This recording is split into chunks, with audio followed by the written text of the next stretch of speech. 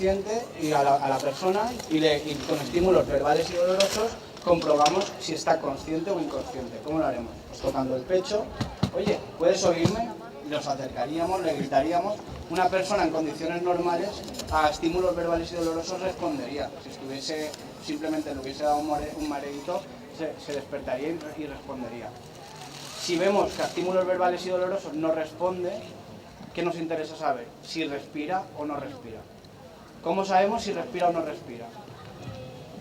Nos acercamos a él, nos ponemos con la cabeza mirando hacia el pecho y vemos si exhala aire y si eleva el tórax. Si no exhala aire y no eleva el tórax, es que la persona no está respirando. Y inmediatamente tendremos que llamar al... ¿A dónde llamamos? Al 112. Muy bien. Llamamos al 112, decimos que tenemos una persona en parada cardiorrespiratoria y que iniciamos una reanimación. Es muy importante que dais una buena información al 112 porque dependiendo de la información que deis os enviarán un recurso gordo. Sabemos que hay 3 tipos de ambulancias. Hay ambulancias no asistenciales que simplemente son para traslados. Hay ambulancias asistenciales que son los soportes vitales básicos que son para emergencias intermedias. Y luego está el SAMU que son para emergencias más graves. ¿Vale? Dependiendo de la información que demos en el 112 te mandarán una u otra. Si damos una mala información pueden mandarnos una que no sea la apropiada. O bien porque estemos dando más gravedad de la que toca, nos manden un SAMU y ese SAMU está ocupado atendiendo a esta persona y que otra persona realmente lo necesite y no lo tenga porque los recursos son muy limitados. O que demos una información que no sea de calidad, manden una ambulancia asistencial y necesitemos un SAMU, ¿vale? Entonces la información es súper importante, la que demos al 112. Luego está el saber hacer una reanimación. ¿Por qué es muy importante? Porque lo que estamos haciendo es de bomba artificial. Nosotros movemos el corazón con las manos y lo que hacemos es que lance toda la sangre por todo el circuito.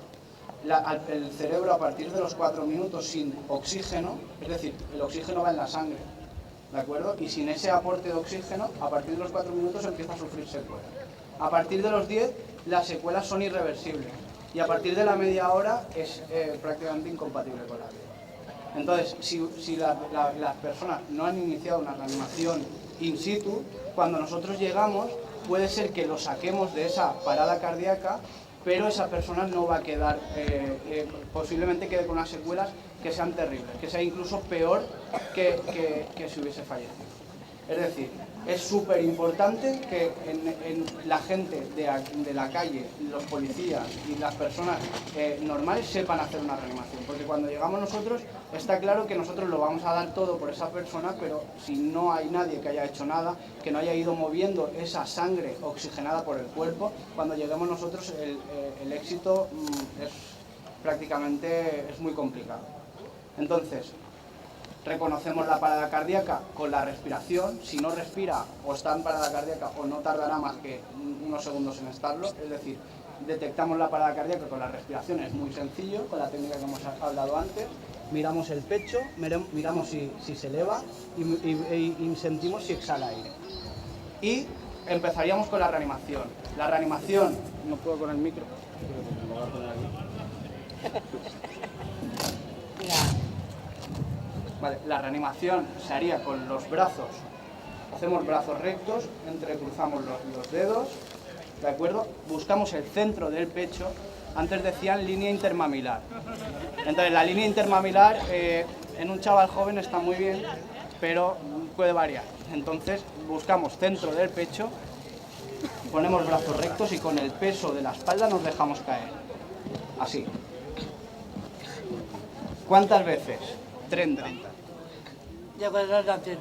Cuando acabemos con las 30 compresiones, haremos 2 insuflaciones. ¿Vale? Las insuflaciones tienen controversia. ¿Por qué? Porque la insuflación no es realmente, es una cosa que es muy complicada de dar. Nosotros lo damos con esto y luego hay que ser realistas. Una persona que no conocemos absolutamente nada, hacer una insuflación es muy desagradable. Entonces, porque una parada cardíaca normalmente pues puede ser traumática, puede llevar sangre en la boca y tampoco, según los estudios, tampoco es tan importante la insuflación. Lo más importante es mover el oxígeno que tiene residual en la sangre y eso se hace con la compresión. Es decir, ¿Que lo veis claro y queréis, o es un familiar y os apetece hacer la insuflación? La hacéis. Que no, con que hagáis las compresiones ya estáis haciendo más que lo que hace la gran mayoría de personas. La gran mayoría de veces que llegamos a una parada cardíaca nadie está haciendo nada. Porque la gente no está formada, ni siquiera el personal de los centros de salud muchas veces inician una reanimación porque no la saben detectar, porque no están entrenados para eso. Es tan fácil como detectar que no respira y empezar una reanimación. Entonces, centro del pecho y hacemos las 30 compresiones. Cuando acabemos con las 30 compresiones, hacemos una pequeña hiperextensión del cuello, tapamos la nariz, abrimos la boca, insuflamos nuestro aire y otra vez. ¿Y así hasta cuándo? Pues hasta que lleguen los servicios de emergencia y nos releven, hasta que nosotros quedemos exhaustos, no vamos a ser 2 víctimas, pues no podemos más, o hasta que la persona salga de esa parada. ¿Cómo detectaríamos que sale una persona de una parada cardíaca? No va a despertarse como una persona cuando se acaba de levantar. Simplemente a lo mejor empieza con una respiración agónica, pero ya estás detectando que hay movimiento. Entonces, cuando una persona sale de una parada cardíaca, lo que nos interesa es que no vuelva a entrar. Y cuando una persona sale de una parada cardíaca, sigue inconsciente la mayoría de veces. Entonces, ¿cuál es un músculo que nos puede poner en peligro la vida? La lengua. La lengua, tú estás acabas de salir de una parada cardíaca, pero la lengua sigue relajada y está tapando la vía aérea. Entonces, ¿cómo despejamos eso? Pues si no es traumático, es decir, si no ha sido por un accidente o una caída, lo pondríamos en posición lateral de seguridad. Es decir, lo pondríamos así, entonces por gravedad la lengua caería hacia adelante, dejaría la vía aérea permeable, abierta, y podría respirar. Así seguiríamos revaluando que no deje de respirar hasta que lleguemos nosotros. Si ha sido traumática, con que hiciéramos una hiperextensión del cuello, así, la lengua ya también por gravedad cae un poquito hacia adelante y ya no obstruye la vía aérea. Así lo mantendríamos hasta que lleguemos nosotros. Luego, tema de niños, la diferencia que hay es que en los adultos la parada suele ser de origen cardíaco.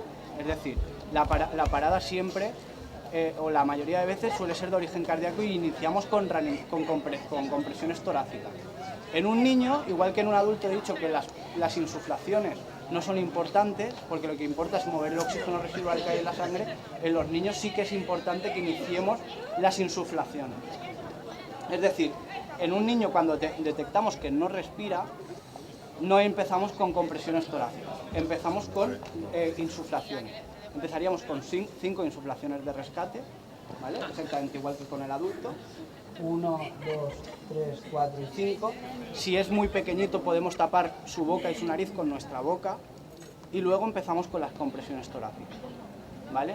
En el niño sí es muy importante que empecemos con las insuflaciones, porque la mayoría de paradas cardíacas en niños empiezan por la vía aérea, o bien porque se han comido algo que ha obstruido la vía aérea, no nos hemos dado cuenta y cuando lo vemos ha entrado en parada cardíaca, o porque ha hecho una convulsión, por ejemplo, de origen febril, la lengua ha tapado la vía aérea, nosotros estábamos en otro sitio o estaba durmiendo el niño y no nos hemos dado cuenta y cuando lo hemos detectado estaba en parada cardiorrespiratoria y normalmente se inicia por la vía aérea. Entonces empezamos con ventilación, ¿vale? Empezamos con insuflaciones.